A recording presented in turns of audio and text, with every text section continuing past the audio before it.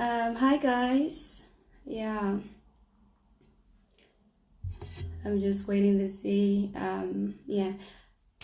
Hi, my name is Johnette and I'm a Liberian living in the UK, specifically England. I have been out of Liberia for almost 17 years because I came to England in um, 2003. I came to Liberia. I came to England. Sorry, when I'm doing these things, I get really, really nervous. So please bear with me. I will try my best to not make so much mistakes as best I can. There is quite a bit to cover up. But before I do go forward, hi sis Lisa, girl, you on point, boo. Welcome, sis.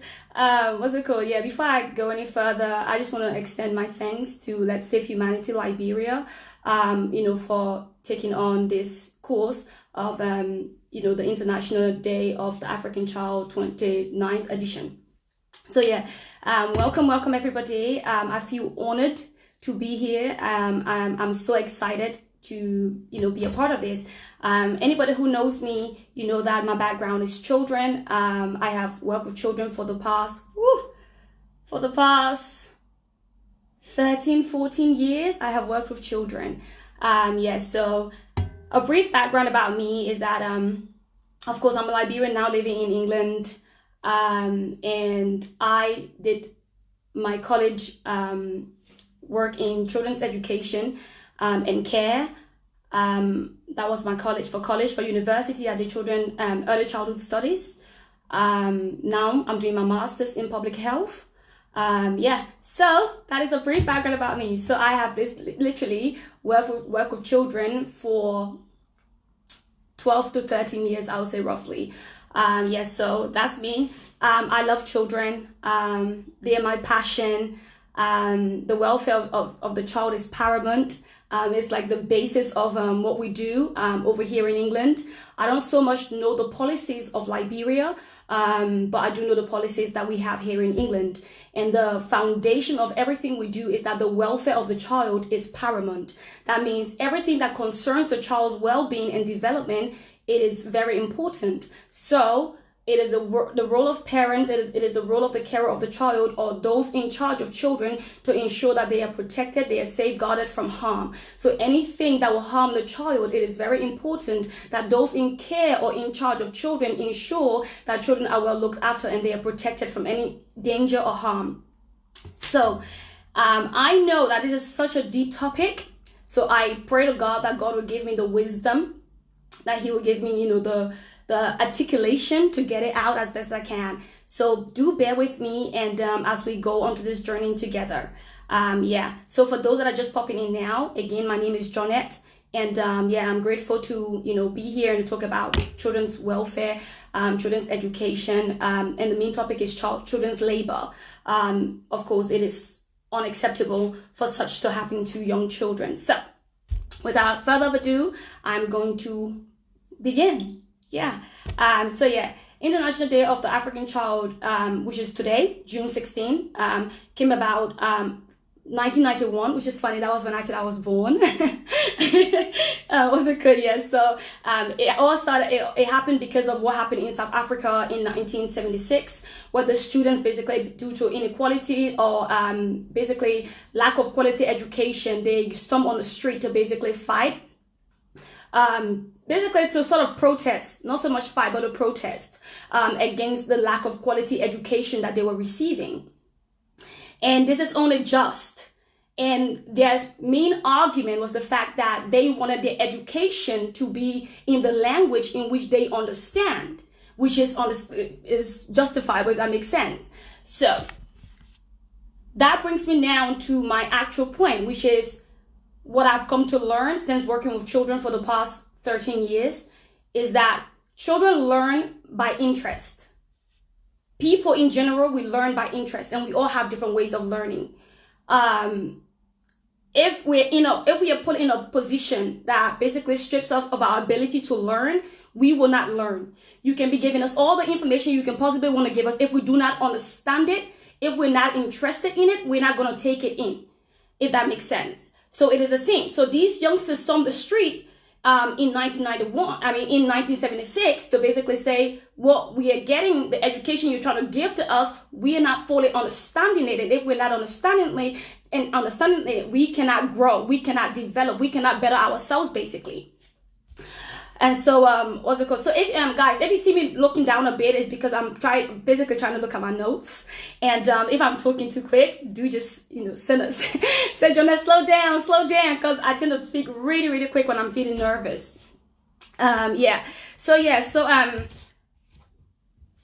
The environment in which we provide for children determines the best way for them to learn, determines the way in which they learn, basically.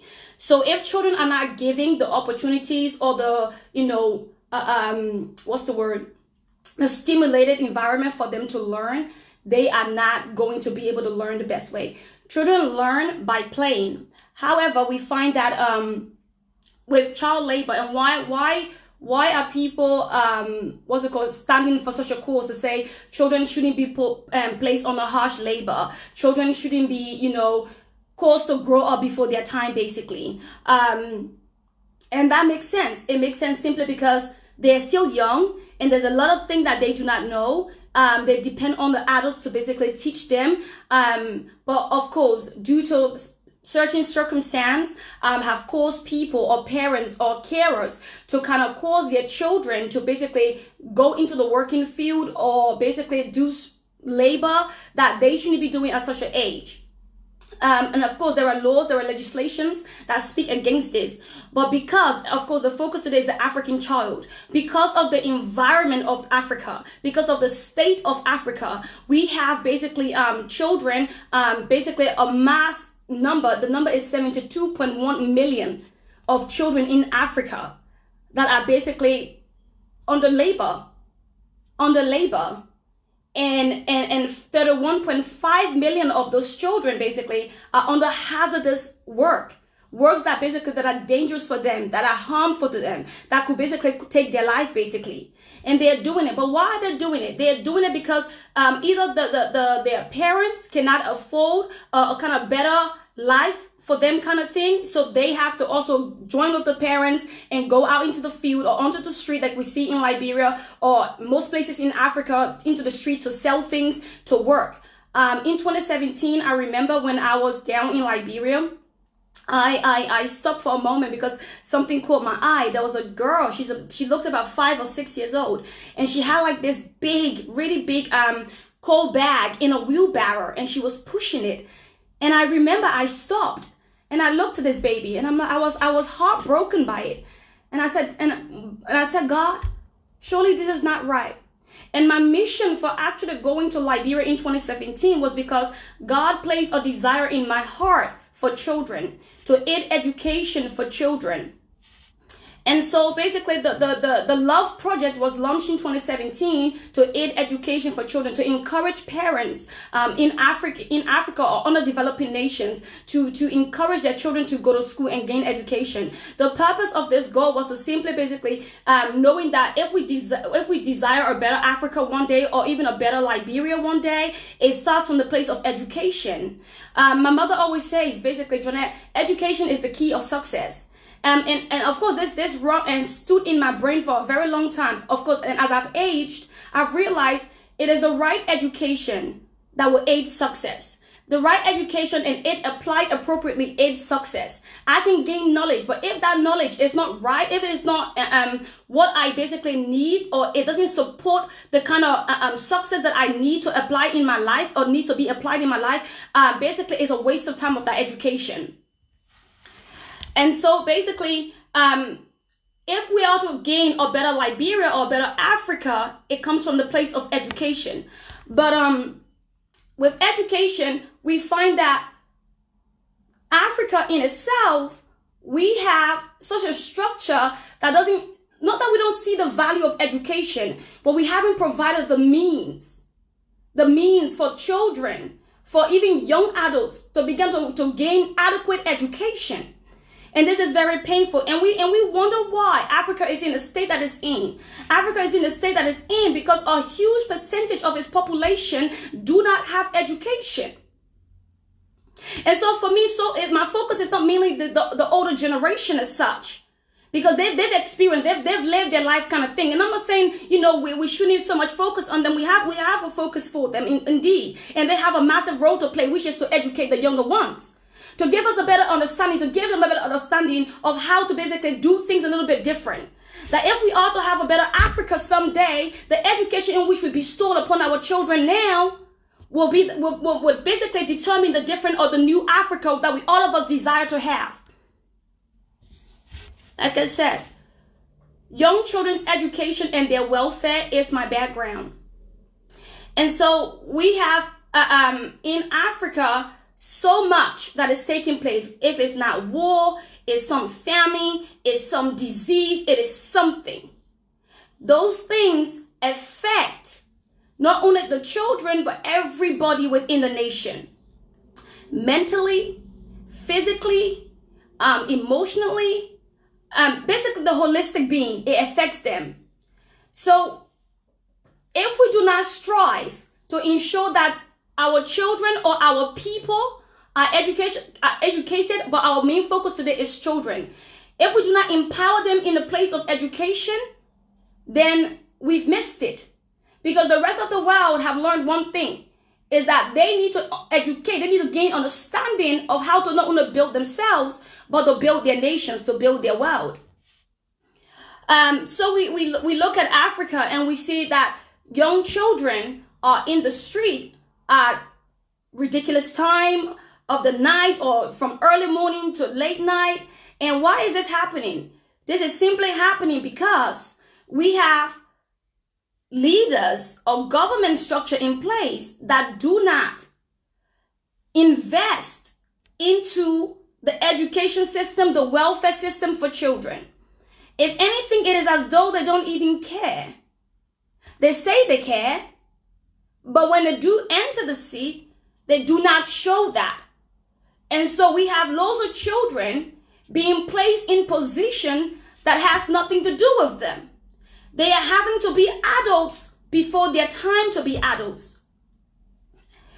Children must be given the opportunity to play and to learn. In this way, they are able to develop and become their full self, basically. They enter into the stage what Maslow called the stage of self-actualization. They began to manifest their potential. They began to be everything that they were created by God to be. In England, we have a saying that young children learn by playing. Of course, they're so young, they don't know anything else. They're supposed to be given that environment that allows them to play. And in that place of playing, we as the people who care for them, we are to impute within that means for them to learn. So if a child is given a block, that child is going to, we could count that block for that child, although the child is playing, but as you begin to count the block, the child is learning. So you are to bring education in the child's sphere of that which can influence the child, basically, which is play. Play. Children only know play. Children are supposed to only know play is what I'm trying to say. And in that place of play, the role of the adult or the role of the care is to bring in their education. So if play is children's interest, I don't know about your child, but if you know any child around your children around you, they love to play. That's their interest. They thrive in that. They come alive in that. So if we impute education within that thing that they like and that they're interested in doing, they are able to learn. It is the same with the South African youngsters and that brought about this day that we now celebrate. You know, they said, we cannot learn in the language in which you are teaching us. We prefer to learn in our own giving language. And so if you give us that, we will be able to learn better. So this is about creating an environment or the atmosphere that triggers learning within individuals, within children. But placing children as young as they are in harsh labor, causing them to be adults even before they are adult, we've missed it. And so now Africa, she needs to begin to align herself properly, because there's no point of us saying, we are fighting for children's labor. And if we look at Africa, Africa has the highest rate of children's labor. 72.1 million. 1 out of 5 children. And that's just an estimate. That's 72 million. 72.1, that's an estimate. That is 1 out of 5 children. Every 5 children is under child labor. You see, in 2013, when I visited Liberia and I took some toys and stuff for my siblings, and the other children in the neighborhood, they got rather excited. They began to take these toys, and they were thrilled about it, and they were all fighting over it. And I remember stopping for a moment, and I was like, whoa, but you're not even supposed to be fighting on this. They're supposed to be your norm. This is supposed to be your day-to-day activity. You're supposed to indulge in this. However, I saw these kids basically fighting for these things. Why? Because they don't have it. Even food, a nation, for example, Liberia, live on less than $1, even $2 a day. Do you think such an environment, parents are going to be thinking about allowing their children play? Of course not. They're going to be thinking, how can we get food? How can we survive? Even here in England, it's not everybody that's in England that is loaded. There are people in the welfare system. There are people who don't have enough food to eat. They live on the government to survive. And these people, they're not sitting there to think, oh, because lately my research is about, children's oral health. They're not thinking about, what about their children's health as such. It's not the key thing. They're thinking how to keep a roof over their head and how to keep food in their mouth. And so every little help. So to an extent, I don't so much blame the parent who doesn't have for putting their child under labor. They don't have any other choice. The environment in which they find themselves hasn't so much provided them the right opportunity or means of them to be in the absence of dependency. They haven't had that. They don't have it. And how can they have it? They can only have it if those who are above them, this is what we're coming into inequality now. Those who are above them provide them the opportunities or the means or the help. And there's a saying, charity is injurious unless it helps the recipient to become independent of it. You can help people, but help them in a way where they can come out of that system of help, so that they can get on their own. So if we look at the African child, the issue with the African child labor with such high percentage of children being under labor is because of the government structure. The governmental system in Africa, basically, it only looks towards people. I think that's the same with the whole world, really. However, in the white man's world, they have learned to so much not cover, but kind of just about put enough in their welfare system so that the people that are really struggling, it doesn't so much look like it. Can an African man do that? Can Africa do that? Instead of us preaching about it, instead of us creating a day about it, can we actually fight for our people? Can we take a stand for our people? Can we see that our people are suffering? And the thing is, the issue here is not so much the people. The issue here is the leadership above them. We look at Africa today, our leaders are more focused on taking the money, taking the wealth, and eating it for themselves and leaving the people to starve. So why will Africa not have such a high percentage of child labor? It's heartbreaking, guys. It is actually heartbreaking. So, and I will explain the definition of child labor. Child labor is the exploitation of children through any form of work that deprives children from childhood. It interferes with their ability to attend regular education.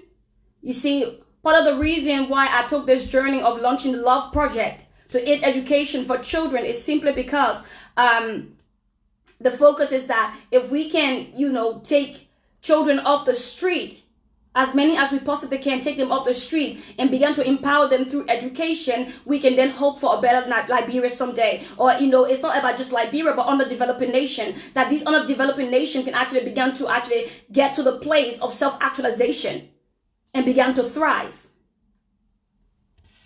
And so it says here that it messes about with their mental state, their physical state.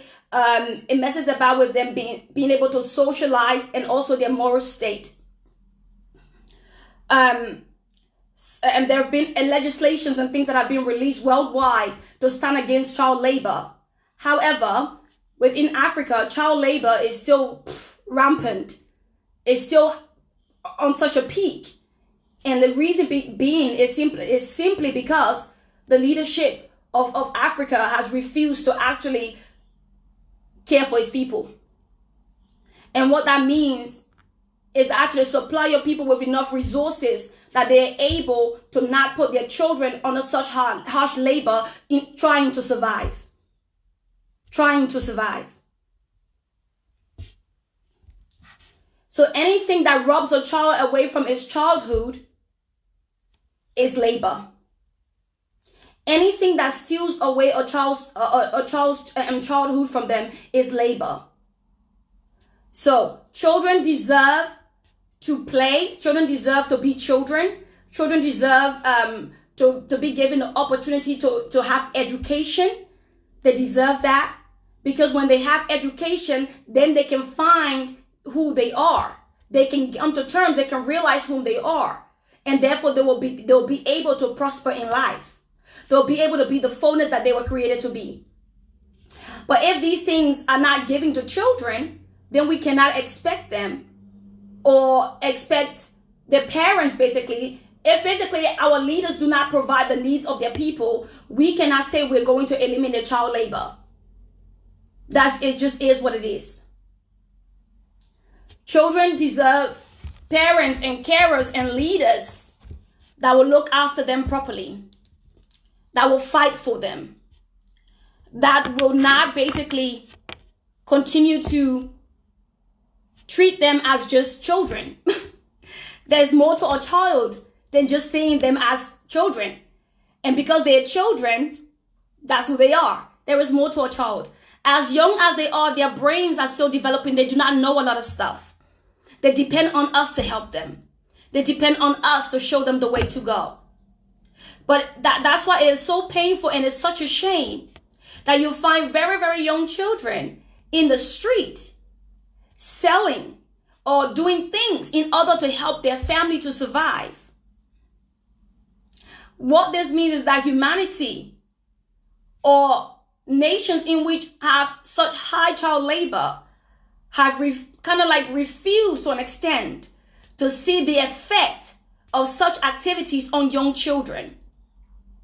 If children are not given the opportunity to learn and grow, they are not going to be effective citizens.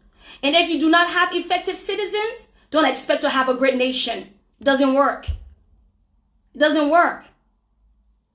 And so our very fight in everything we do is to ensure that, and I'm sure the purpose of this gathering today is to basically be a voice concerning such issues, and say we stand against it, and we fight for the rights of children.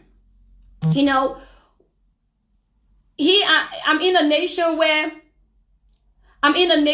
you know, I see the people fighting for the welfare of children, as in they will go up and beyond to ensure that children are safe and protected from harm. Why though? One of the foundation of what I study is that there was a child who was taken out of Africa by her auntie and uncle. And this child was severely abused by these people. Why did they do that? They did that because they wanted to get money from the government. And so they began to burn this child with cigarettes and inflict pain and harm on this child. And basically by doing this, as they continued to do this, the child basically died. And so the government hearing this, basically, this is just one of many cases. The government hearing this, the government took this very personally. They blamed themselves. Can you imagine if the African child had such leadership? Legislation that fight for the welfare and the education of a child. It won't be so scarce in Africa. You see, in 2017, when I went to Liberia, I entered into basically the education and some of the classrooms and stuff, I was heartbroken. Because what basically the project that I launched in 2017 was basically to take educational resources and hand it to schools and to parents, to empower and to encourage them to engage their children and to push their children in education. And so seeing that chairs are broken, the blackboards are torn apart, and I'm thinking, but this is one of the key things of humanity, education. And yet we have our nations in Africa not investing into this. They're not seeing. And I don't think it's the fact that they do not see the importance of it. Like I said to my father last night when I was speaking to him, I personally believe it's because African leaders understand, or the people who are before them, or whatever, the people at the top, the elite, they fully understand that if they can educate the mass population of Africa, the nonsense that is happening in Africa today will not be happening. We will not see it because the people will know different. The people will know that they deserve better, and they will stand for it. The same with the children in South Africa. What's the date on that? Wait, bear with me 1 second. In 1976, stood their ground and said, hold on a minute. We don't agree with this. We know you're trying to do good for us. You said you're doing good. But hold on a minute. The way we learn, we're not receiving that from you right now. And so if we're not receiving that from, that means we know we cannot go to our next levels in life if we're not receiving that which we need. And so they stomped the street and said, enough is enough. And the African leader knows that if they begin to invest in education for his people, this thing we're seeing in Africa right now, where babies are being forced to go and work day and night in order for their family to feed. And we think that is just. But yet we will say in Africa we have legislations, and yet we will say we have policies. We have policies and legislations, but yet there's no change. And yet in Africa, we have such a high percentage of young babies in the street on the labor, struggling and fighting for their daily bread. And yet we have leaders. This thing is so painful, guys. It's so painful that we keep being told that certain things are in place for our welfare, for the welfare of our very existence, and yet it is a deception, it is a lie. Because truly, if it exists, we will see the realization of it. We will see the manifestation of it. We're not seeing the manifestation of it because it is not true. It doesn't exist. And even if it does exist, our leaders do not care enough about us to do something about it, to enforce it. We need a new generation of youngsters, of youth that will begin to stand their ground and to enforce change. The same with these youngsters did in 1976. They said, we don't agree. We do not agree with this. You profess to us you are doing good for us, but we see the opposite. You tell us you want our best, you are for our best interest, but we see the opposite. We do not agree. And so there's on the street, and today why we got policies. But yet in Africa, we still have such high percentage of children under labor, struggling. The reason for the child labor is because they do not have the income or the means to meet their daily living needs. That's why they're doing it. But this is not only just in Africa but just that it is rampant more in Africa now. Because why? Africa has refused to develop herself and her people. The inequality is there. Only a certain few take the wealth of the nations, and they enjoy themselves and their children, whilst the rest of the nation and the rest of the people suffer. So guys, the welfare of the child is paramount. The well-being of the child is paramount. That means every one of us, not just for me, let's not even depend on the government as such. Whatever it is, what I love what Let's Save Humanity do, because they go out to schools and bring about different gathering of youngsters to empower them. It is about empowering people through education, through knowledge. Because when we, the younger generation, and our children are educated, this mess we see happening right now, it won't be happening. But I'm not talking about raising a generation that being told to do the same thing, to repeat the same old system, the same old structure.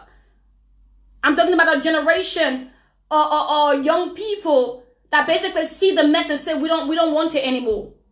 We're not going to sit back and continue to allow this to happen anymore. We say no.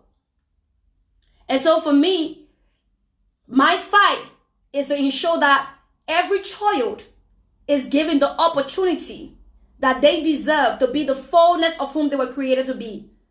Every child is given the opportunity to thrive and be a child.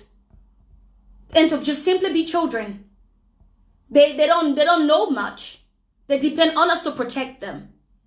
It is our responsibility to protect them from harm. And child labor does harm the child in every way possible, because that child's childhood is being robbed from it. The children that are under harsh labor or children's labor, whatever you want to call it, it is simply because they do not have the opportunity to be children. That's why it's called a labor. It's hardship. A baby shouldn't have to go through that. Every child should be given the best of care and education. Every child should be loved and well looked after. Their childhood should not be robbed from them. There are different stages of development. There are 7 stages of development in children's education.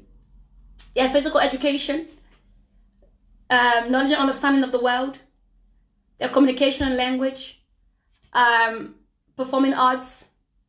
What else do we have? Literacy, maths. These are different things that children are supposed to learn. Especially when it comes to knowledge and understanding of the world. It just simply means that we need to teach them about how the world works, about things around us. They don't know it. They're still developing. But if we try to make them into adults before they even understand what that even means, then this is why we have the generation we have. Because most of them have had to grow up before their time. And so there are lots of lost and confused youngsters or even adults who didn't have the right upbringing, who weren't given the environment to learn and grow. They were stripped out of it into adulthood straight away. They were stripped out of it. They were robbed of their childhood. And the saddest thing, this is not even before. This stuff is continuing today. In our day, in our generation, in the 21st century. Africa still has her younger generation, her young people, her children under harsh labor because she has refused to do right by them. You know, the other day, I was sitting there saying to myself, God, with all the craziness happening in Africa right now, as in all the diseases and sicknesses and starvation and lack of good economy and stuff like that. But if we even put the economy, all that stuff, but let's look at diseases and sicknesses. With all of that that's going on, where are the public health workers? Where are the people that fight for health? Where are the people that fight for the welfare of people? Where are the people that stand for education? Because these people, even if they're there, they have to, go according to their own desire or their own greed or whatever the system dictates to them. They have to go according to it. And so I remember just sitting there thinking, God, I pray that you make me such an effective public health worker that in my country, Liberia, that I can stand and fight for the health and well-being of my country. You see, most of us, we leave Africa and we come into the Western world and we think we come here to live here forever. We've missed it. If you are a true African, your role is to come. If you get an opportunity to leave Africa and to come here, gain education, better yourself, and return. Take back that which you have acquired from the white man's land and return and build your country. But we have all the well-educated Africans and people remaining in the white man's world, educating, building the white man's system, and leaving Africa in the state it's in. Why? Because we are afraid of the leaders of Africa. We are afraid. The mindset is that Africa will never change. Things will not become better. That is a lie. That is a lie. It is a deception. And so I said to God, God, with everything that I have learned, I want to give back to my continent. I want to give back. And I know there's just, I'm a single, tiny little bit lady. But it's not so much about that. It's about impacting the life of one. And that one will impact the life of the next. Can we see the cycle? Can we see the chain? And if we do this, I promise you guys that the Africa that we intend or that we desire, it will basically come to life. But the fact that we have so many of us leaving Africa for better life, and we come and make our home here, and we refuse to go back to reconstruct our African continent, and we expecting the older generation who are just stuck in a particular system, a particular mindset.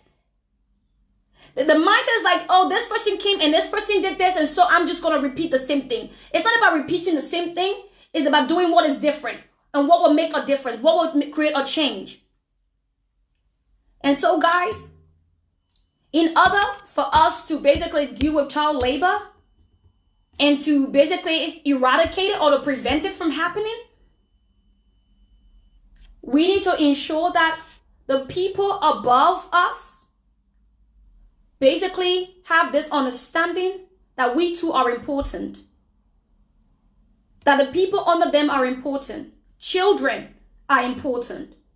And if they're not going to understand, like these youngsters, and basically launch into the street and basically began to say, enough is enough, you are not helping us this way. We, the people, can also begin to do whatever we need to do to better our nations in Africa and Africa, the continent in itself. We will not be able to eradicate such wickedness of children being placed under such harsh labor, of 31.5 million of them in such hazardous, meaning in harmful labor, things that could hurt them, things that could take their life. 31.5 million of children in Africa are undergoing harsh labor because they're trying to help their family to survive. Guys, our continent needs help. The focus today is the African child. Our continent needs help. Our continent severely needs help. And so for us to do this, it takes each and every one of us. It takes each and every one of us basically to begin to bring ourselves into perspective, educate ourselves, empower ourselves for the little ones. You see, every education that I'm getting right now, and I'm glad that my background is children. I'm glad that my field is children. So I told myself today to hold up myself so I don't cry, because I'm practically holding myself basically so that I don't basically get all emotional and start to weep here, because Johnette, I know I tend to get really, really emotional about stuff like this, but my desire is to gain what I can gain from this world that I've been opportune to step into, to gather education and to better myself for my nation, Africa, the African child, to ensure that their life is equipped, is bettered, so that they can manifest their full potential. Africans are amazing. We are, for lack of a better word, one of the greatest in the human race. Not being biased or anything. But if we do not know this, and if we do not treat our people as such, if we do not respect each other, and we continue to keep this divide, then we ain't gonna head nowhere.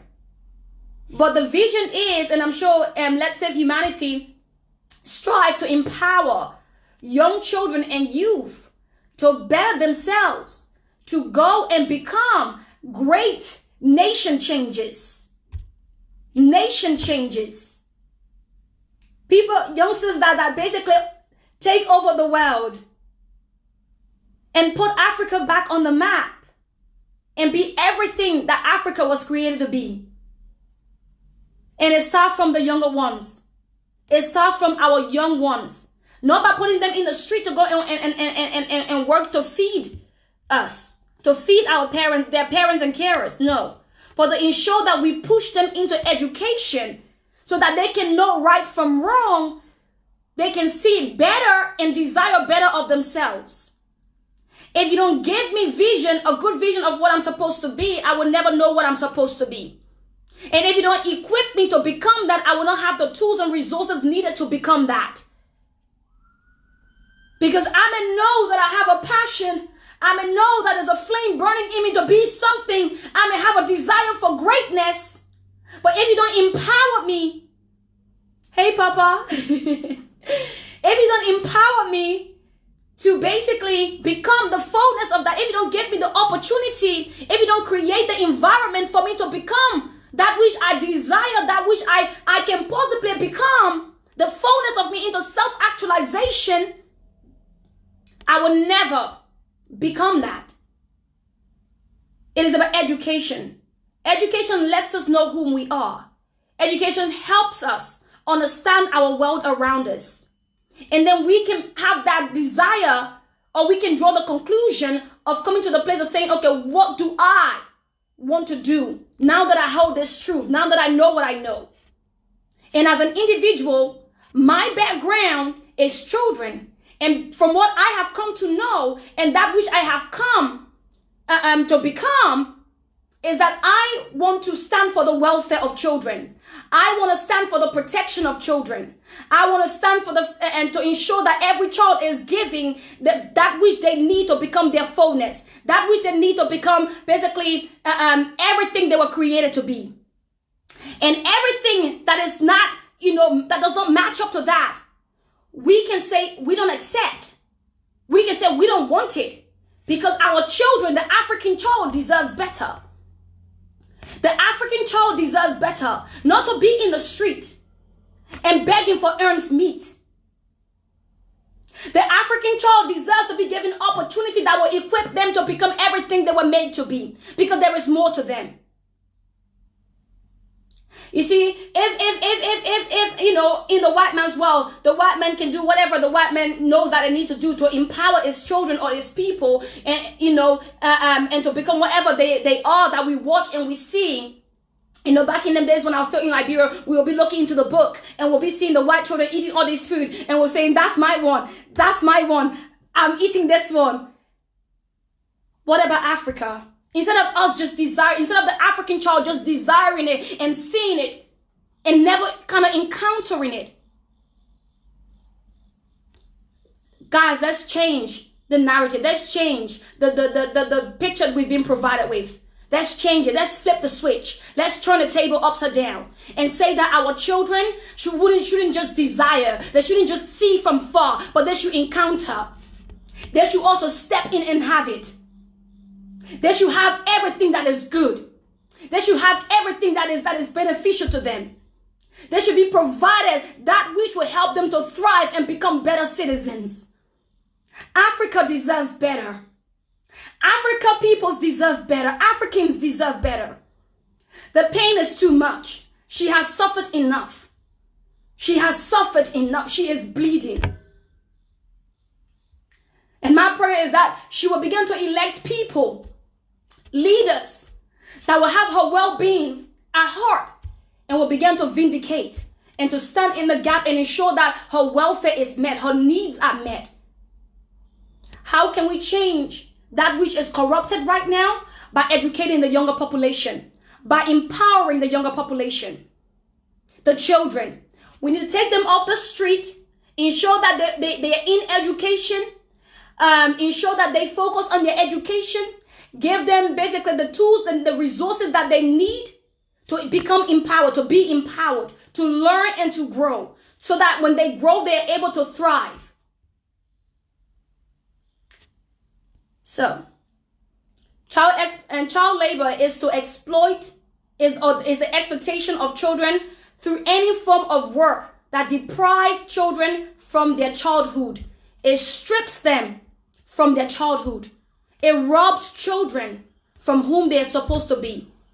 We take little babies and we try to make them adults before their time. Why? because that carer or that parent do not have the financial or the means, the income to be able to support that child or themselves or their family. And so instead of the parent alone going to do the work, but the mindset is that work I'm doing is not suffice. It's not enough. And so what do? They bring the children also into the streets. Sometimes even what I've seen as well in Liberia, I find more children in the street than parents. I find more children in the street selling on the street than parents. Because they're just seen as children. The African child has not been respected, has not been valued. The African child has not been loved enough. The African child has not been given the opportunity to be children. Sorry, guys. I get rather passionate and emotional when I talk about this because it's so painful. Our children must be taken off the street and be fought for and be protected and be loved. Because when they're given this opportunity to be this, they are able to be effective citizens. Not children that have consistently begging and begging and begging for things they are supposed to naturally have and receive. And so in 2017, I begged my white friends to basically go into the streets with me to wash cars, to bake cakes and to sell it to raise money for the African child. And so in 2017, we took those funds to Africa and we were able to encourage parents and give children educational resources. These are things, because if we're going to sit here and keep being dependent upon our leaders and our government, we are wasting our time. The change we need in Africa and the change we need specifically in Liberia, because there's a Liberian platform, is that for every Liberian or those that have education now to basically begin to do their part, whatever that looks like, whatever that means, you stop for a child and see how best you can empower them. If you don't have the finance or whatever, speak to them, educate them, tell them of who they are. Say that you have a better tomorrow, you will have a better tomorrow, and there is more to you. Speak life into them. Sometimes we limit everything to money. It's not about that so much. Money is key indeed.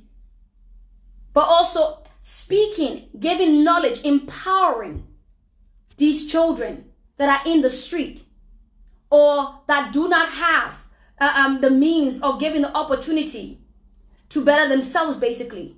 Whatever you can do to help them or to get them off the street or to empower them or to give them a realization of whom they are and whom they can become, it makes a world of a difference to the African child and the Africa we hope for someday.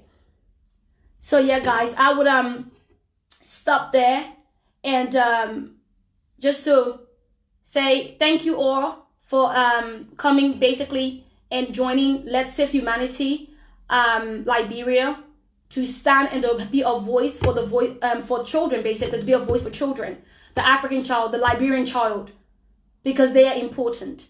They are valuable. They depend on us. They need us. If truly we desire a better Liberia someday, our focus needs to be shifted to our children, because they are the future. They are the tomorrow. They are the hope for tomorrow. And if we cannot empower them and we limit them to just being in the street or having to go and beg for bread because they do not have, or their parents cannot meet their needs. But I know that tomorrow there's a better Liberia. There's a better Africa. And I pray for God to raise up even more advocates to stand in the gap and begin to speak for there to be change, and not just any change, but lasting change. So yeah, guys, thank you so much for joining us today. I'm sure the next person is going to come to talk as well. But yeah, thank you and God bless you all. Bye.